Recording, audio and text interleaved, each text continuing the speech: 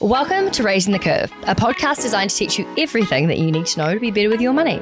Come and learn alongside me, Sophie Hallwright, a total beginner, from the finance expert, Victoria Harris. So I've asked all of the questions you wish you could so that finance, investing and growing your wealth actually makes sense. Yes, it's expert education, but that we promise will not be boring. And in the wise words of Cher, my mom said to me, you know, sweetheart, one day you should settle down and marry a rich man. And I said, Mom, I am a rich man. Come and talk and learn and laugh with us, because together we really can raise the curve. Okay, we don't often get guys on the podcast. It's no secret that this podcast is basically by women for women. But you know what? There's actually quite a few guys starting to listen, which is kind of fun, to be honest. And this is a conversation we had 2 years ago. They were the first guys to ever speak on this podcast, and I'm pretty sure at the start of this episode I might have tried to flirt with one of them. But he was getting married, is now married, and this is completely irrelevant to the entire podcast conversation, but I would just like to excuse the awkwardness at the start of this. It was a really awesome episode, particularly if you're a beginner. If you are in your 20s and you're thinking, I need to be investing, but I don't really know how, and I want tangible, easy takeaways.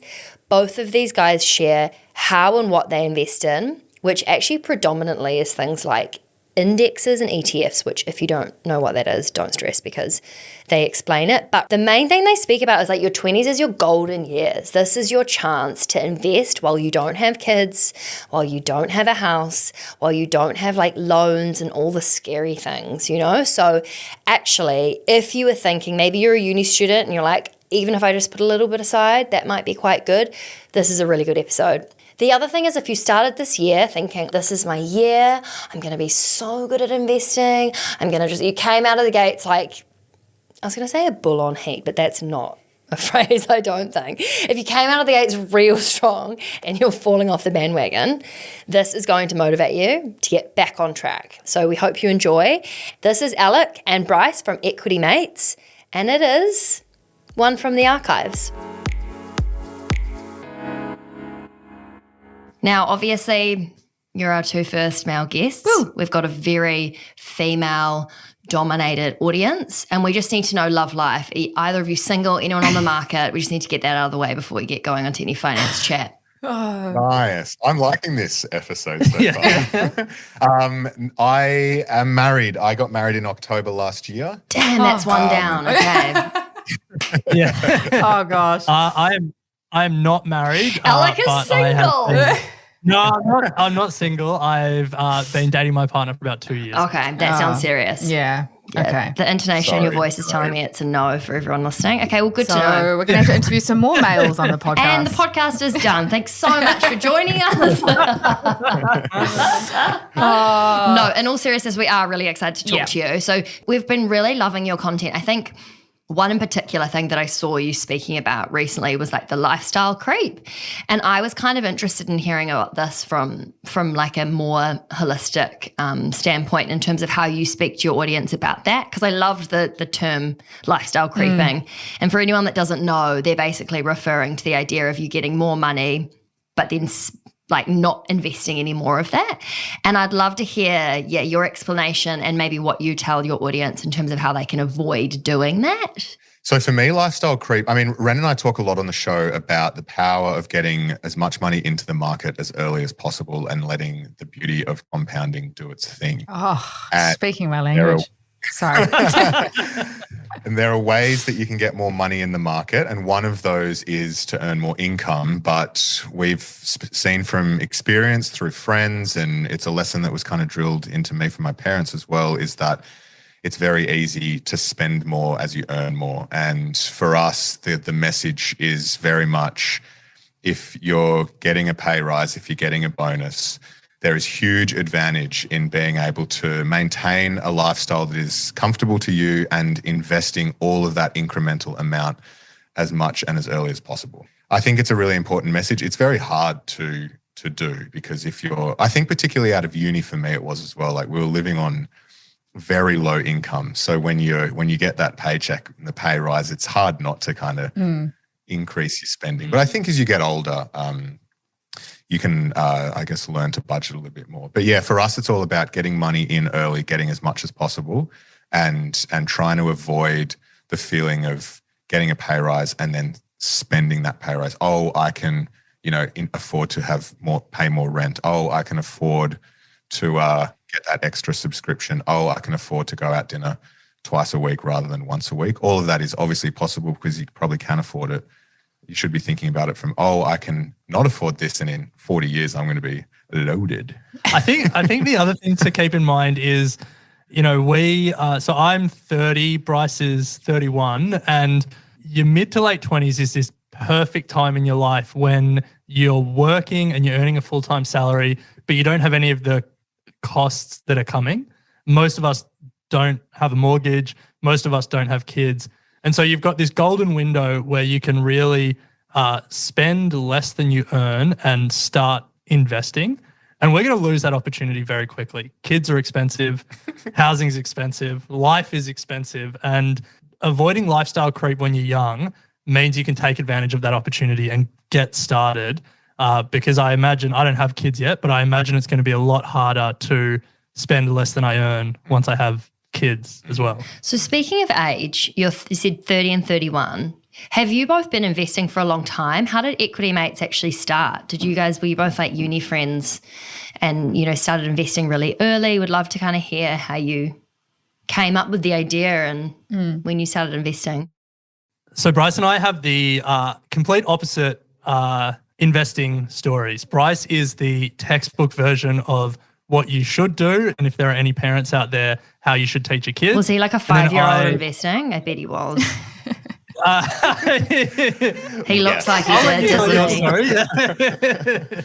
Well, yeah, so at 5, Holy shit, you did. Oh my God. Damn, I was 8 and I thought I was good. Damn it. God. No, I wasn't in the markets at 5, but I started learning the lesson. My parents sat me down and said, we're going to give you $1.50 a week, I think, or a month or something like that. And that $1.50 needs to be split 3 ways: 50 cents into spending, 50 cents into saving, 50 cents into investing.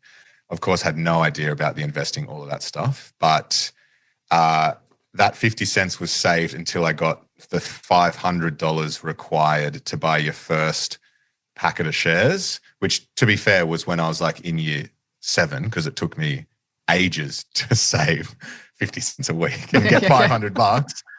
But the point was that I was putting money away every paycheck to invest. And then I hit that 500 and we bought a listed investment company. And that really formed how I think about money and think about investing. The habit of putting money away every time you're paid, regardless of the amount, 50 cents, $500, was what was the lesson that was instilled in me. So that was my journey of starting to invest. Didn't know what I was investing in. Dad kind of did that, and then he instilled in me the idea of a well-diversified portfolio of stocks, which was why we did a listed investment company. That's amazing. Bryce was so disciplined with money, so that's the investing bucket. Then there was the saving bucket, and you wanted a drum kit and you literally worked at the local KFC until you had the exact amount you needed to buy the drum kit to the dollar. I love little Bryce. Yeah. How cute was he? Like, the money lessons that Bryce learned as a kid are the money lessons that you should teach your kid. Me, on the other hand, I grew up in a family where my parents never learned about investing in the stock market, so I never learned growing up. For them and for so many of our parents and for people our age, you build wealth by saving, getting a down payment, buying a house, paying off that mortgage over 30 years, and hoping that the New Zealand and the Australian property market continues to do its thing.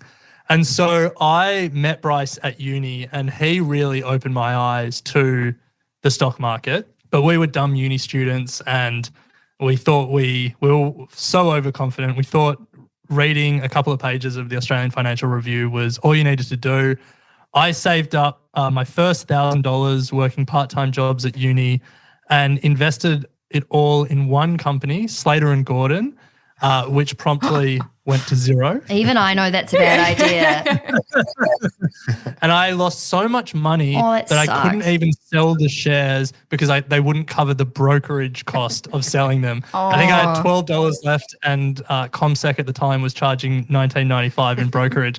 So Slater and Gordon sat in my brokerage account for years as a reminder that I'm not very good at this. Oh my God, quite amazing that you are still investing. Like, that would have put off so many people, and they would have been like, no, I've had my time. For sure. Yeah, you'd be like, no, and I've got no money. Yeah, I think being a naively overconfident uni student is a double-edged sword. It was the reason that I lost all that money to begin with, but it was also the reason that I thought, oh, no, I can figure this out still, and had another crack and had a crack after that. How much did you put in that company? $1,000. Or which at the time would have been a lot.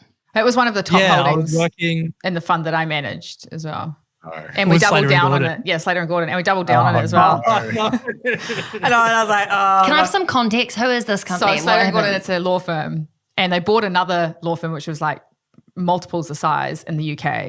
And it's kind of like a small company eating a big company, and like shit hit the fan. And shat it out and it was no good. Yeah, You literally. got done for accounting fraud. Yeah, and then there was like They would all these put- other things, and yeah. You know, they do a whole bunch of work, but a lot of law firms are like no win, no fee. And Slater and Gordon were booking the work that they were doing as revenue. Even if they didn't win, they wouldn't get any money. And so then that all came out. And Could anyway, be good lesson. podcast episode. There you go.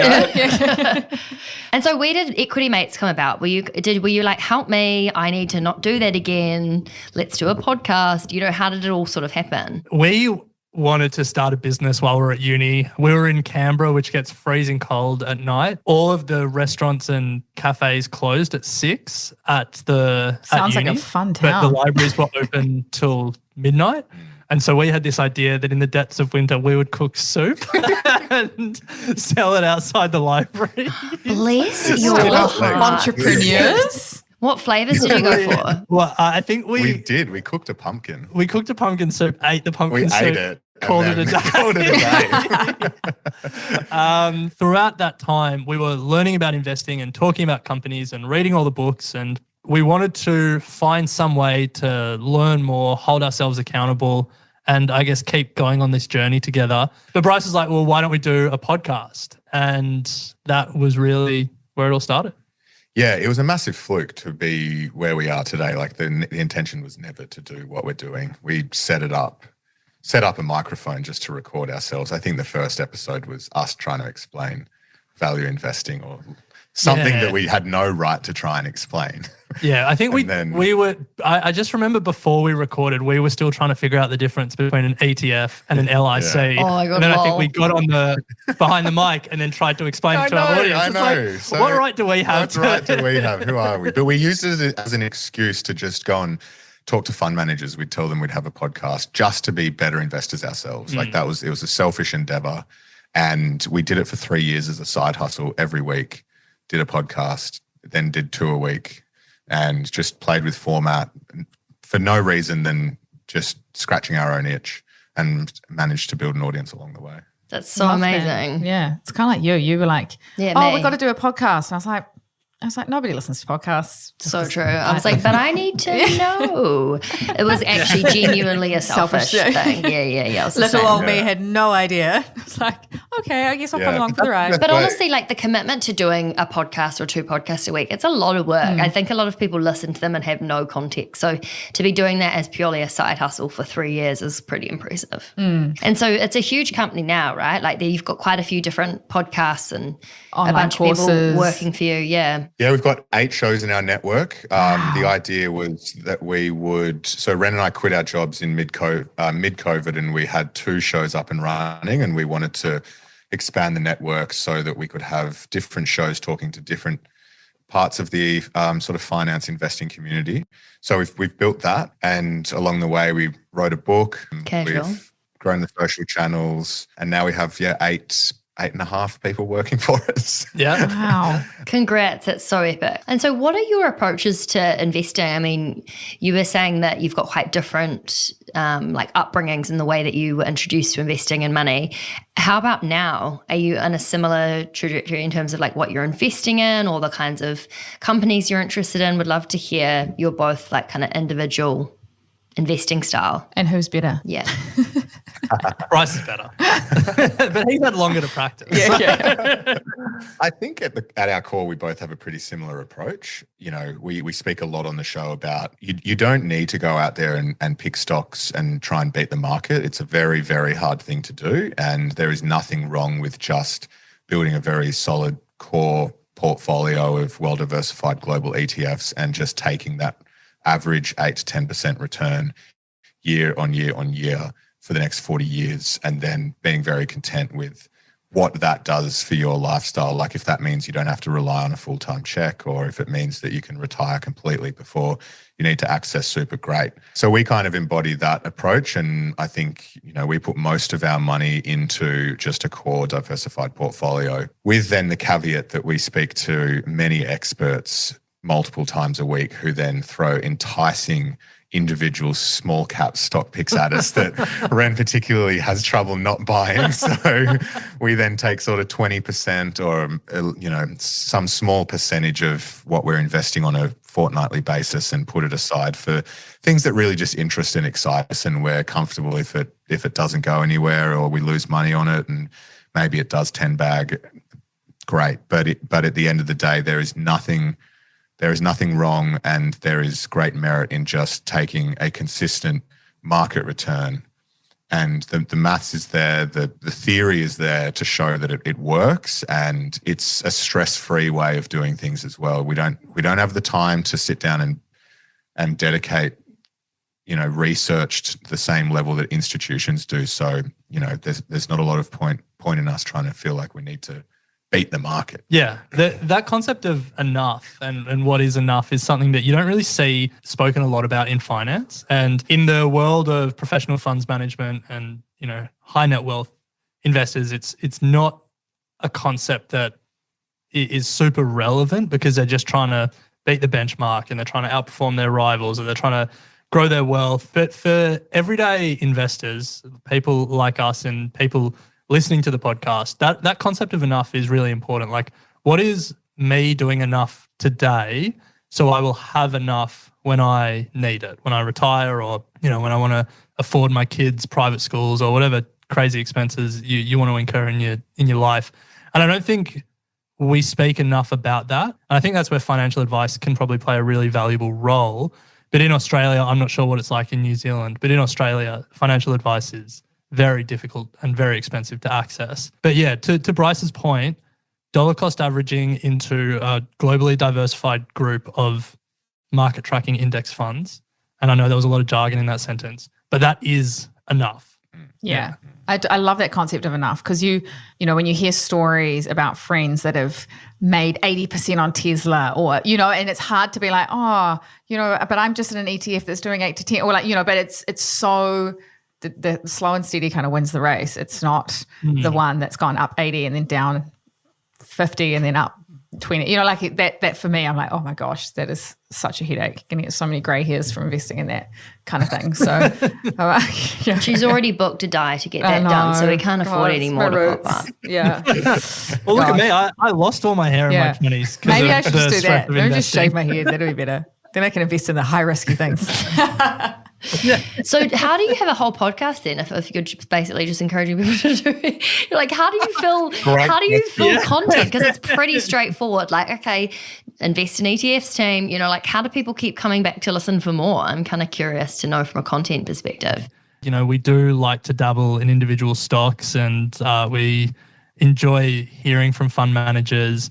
And I think even if you're not going to invest a large proportion of your portfolio in individual stocks, the thought process of being an investor, it helps you sort of approach the world of business and maybe the world more broadly in a more curious way. Like, people often think that investing is about finance, but you can invest in any industry, and, you know, all of the most exciting and innovative new technology is coming through the stock market, or if it's smaller companies, through venture capital markets.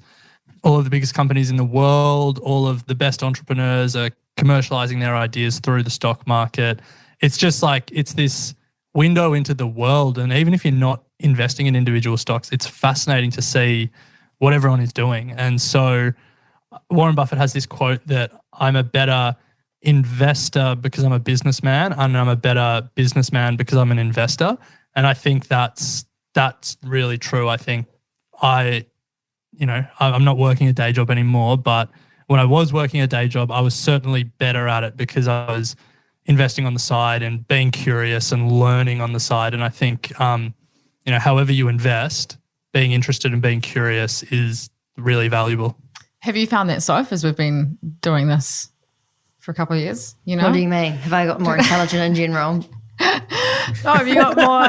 Well, that. No, but have you noticed yourself just like being more interested in what's going on in the world and Definitely interested in investing? And I think it's interesting because for so long it felt like the conversation of business and money and finance and everything in between was so confusing and out of depth and just like not a place for me that I've always been really curious. Like, I love asking questions, but I think because I felt so disconnected from what any of it meant, I wouldn't look at news and be like, oh, that's so interesting to hear about this or that. I just couldn't connect the dots. Even listening to or watching movies, people would make jokes about stocks or businesses and they'd fly over my head, Whereas now I definitely feel excited about learning about business, even if I'm not planning on investing in it. It's definitely, it's kind of becomes a hobby, I think.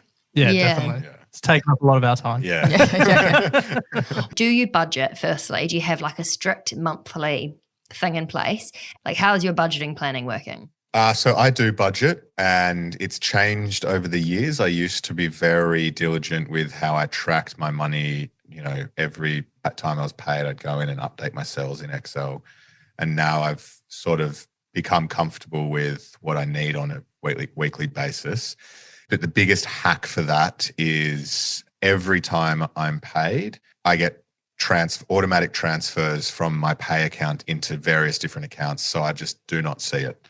And so I transfer X amount into my investing account, and then from my investing account, everything is automated. I don't make any physical investment decisions at the moment other than the individual stocks. I've got money going into cash savings. Everything's automated so that whatever's left in my transaction account, I know is my play money for the fortnight. That's how I budget. But it did take me a bit of toing and froing and transferring and overdrafts and credit cards and bits and pieces to get to that point.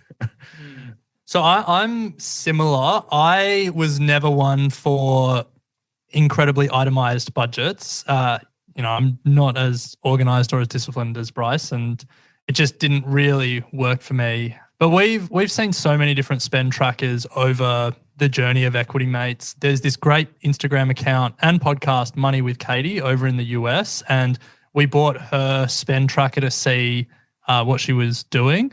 And it was like 12 Excel tabs worth of incredibly detailed, net worth tracking, every cent accounted for. And that's great if you want to do that, but that's not me. Bryce used to have the Google Sheets going with a number of formulas, and one of our podcasts in our network, You're in Good Company, they've created a spend tracker as well. It's in their Facebook group if you want to go and download it for free. Make sure you follow us. I was like, cute. Oh, Nice. The way I do it is similar to Bryce. I have a money in account and a money out account, and we get paid every fortnight, and I have automatic transfers set up from my money in account to my emergency fund. I'm traveling later this year, so I've got a travel savings account automatically transferred to my brokerage, and then it transfers some money to my money out account, and then that's my spending money for the fortnight. And the game for me, the challenge for me is just spend less than that amount. And so the weekend before we get paid is always very cheap. it sounds very organized for someone who's not organized. I'm pretty lazy when it comes to a lot of this stuff. Automating it is the key to success. So then you just don't have to think about it. Automating your dollar cost averaging into a core portfolio, automating your spending so your money's in the right place without having to think about it. It's never been easier, and so it's definitely worth spending the time to set it up. I do have an ongoing gripe with my bank, Commonwealth Bank. I've called them out before, and I'm going to call them out again. Tell us how you really feel. We're here for you. The spend tracking on their app sucks. And so I am looking for a better spend tracker because I'd love if there was an easier way to do it than how they set it up with like these overly broad categories that don't actually give you any insight. But yeah, for me right now, what I'm doing works for me, and until I find something better, that's what I'll do. That's the thing. There are so many different types of trackers out there. It's just finding what's right for you, because I've definitely had a go at a few and they haven't really stuck. But our one has. I got a call on my holiday the other day from BNZ, and she was like, "Hello, it's Beverly here. Now I can see that you've overdrawn your account again," and I'm just like, You're like, F off. "Oh, bloody Beverly. hell, Beverly, give a gal a break." But like, really, I just need to not be such a child and automate my stuff. Or how about today when Soph's borrowing my car at the moment. I've got the Audi curve car, and I went outside and my car is being clamped in the car park.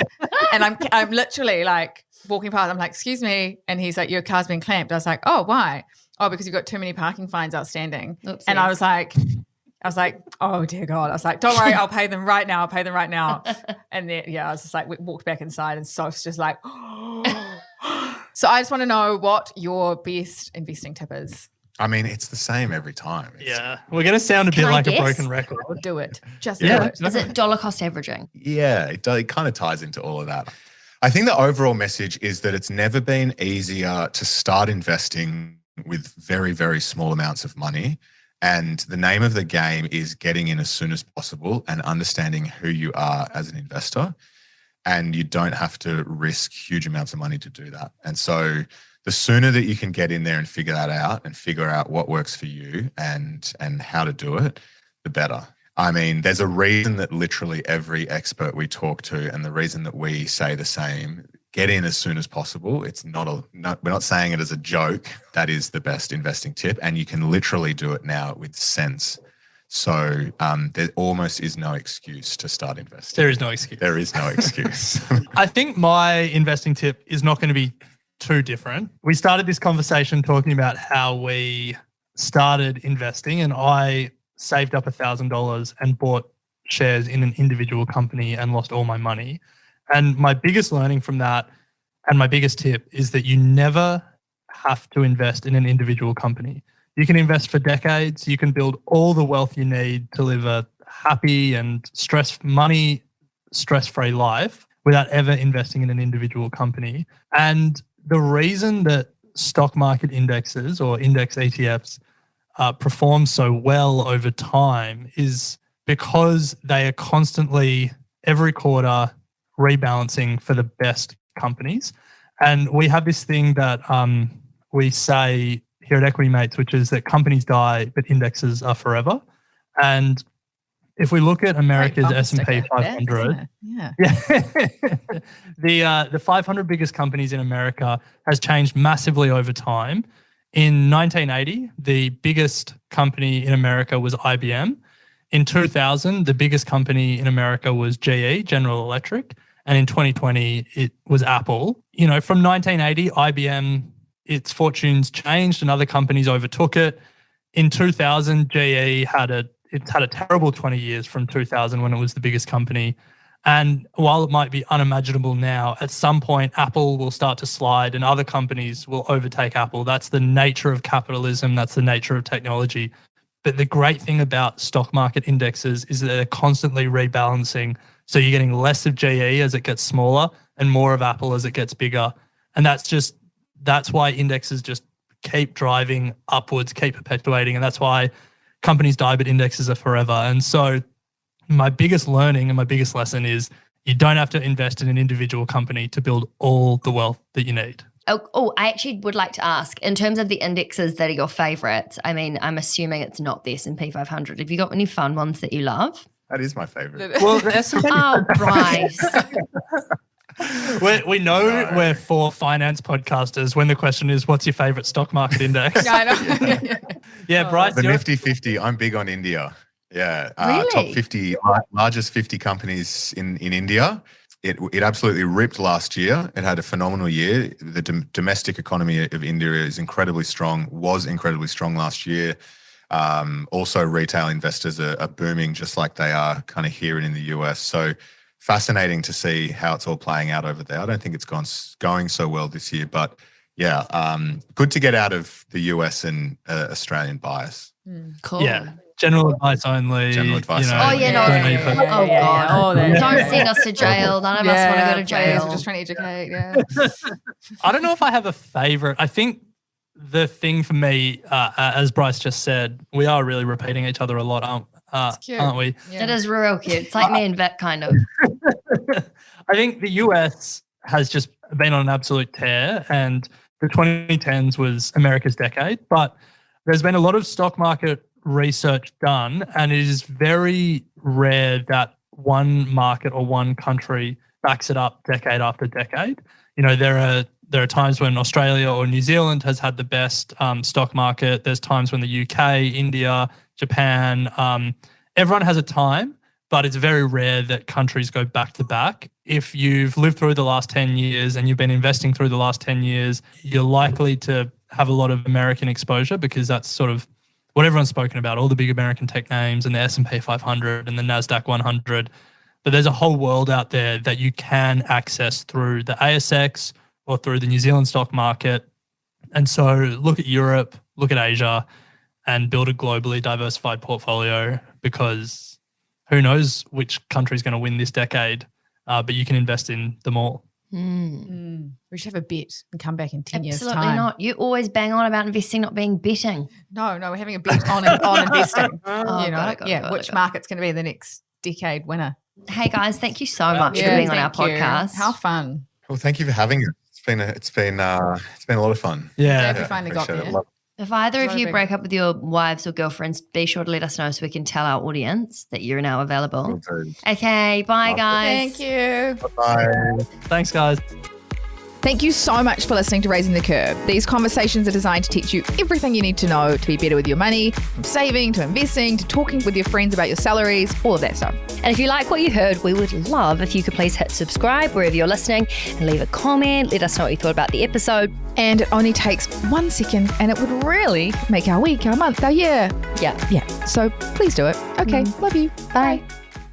Okay, quickly. The Curve was created to empower and educate you about investing, but we are not financial advisors. Our platform exists for educational purposes only, and it doesn't provide personalized investing advice for your individual needs and should not be relied upon to make an investment or financial decision.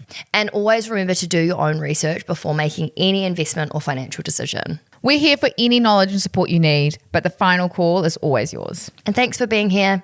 You got this. Yeah, we know you got this.